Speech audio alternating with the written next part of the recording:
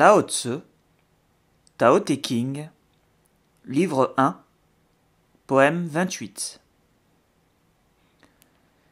Celui qui connaît sa force et garde la faiblesse est la vallée de l'empire, c'est-à-dire le centre où accourt tout l'empire.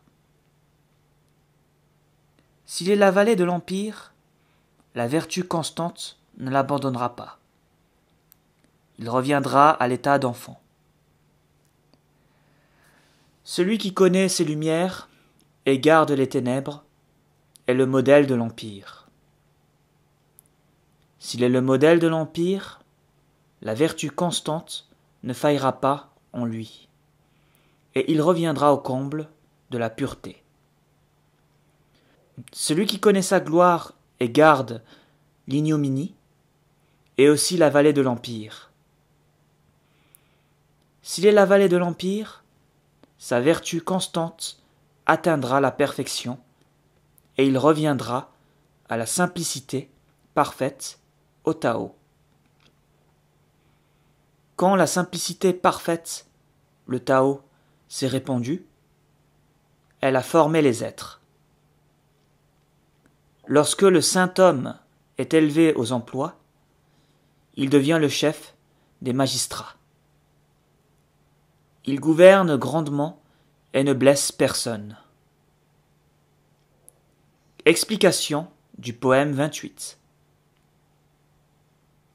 Ce 28e poème, plein de sagesse, reprend un thème essentiel de Lao Tzu. L'homme sage craint autant la gloire que l'ignominie. Souvent, la gloire égare l'humain, lui fait croire qu'il est au-dessus des autres, au-dessus de toutes les vertus.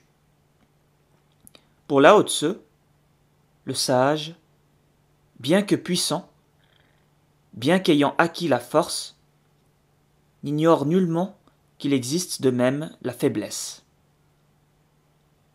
Si, d'aventure, sa condition humaine le fait déborder du côté de la vanité de la force, parce qu'il garde en lui la faiblesse, il reviendra à la sagesse. Il reviendra, et l'analogie est puissante chez Lao Tzu, à l'état pur d'enfant. L'enfant a deux vertus. D'une part, la pureté, d'autre part, la capacité d'apprendre. Lao Tzu continue ses analogies en nous présentant les deux faces opposées d'une même qualité, les lumières et les ténèbres. C'est parce qu'il sait que les ténèbres ne sont pas lointaines que le sage ne se laissera jamais éblouir par la vanité des lumières. Il devient ainsi le modèle de l'empire. De même, lorsque le sage atteint le sommet de la gloire, le sommet de la lumière, le sommet de la force, il revient de lui-même à la simplicité parfaite du Tao.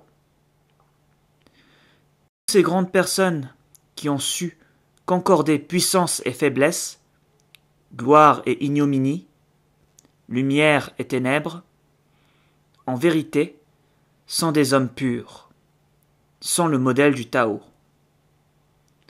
Lorsque ces grandes personnes accèdent à des postes honorables, ils s'acquittent de leurs responsabilités avec sagesse, avec justesse, avec équité, sans nuire à personne.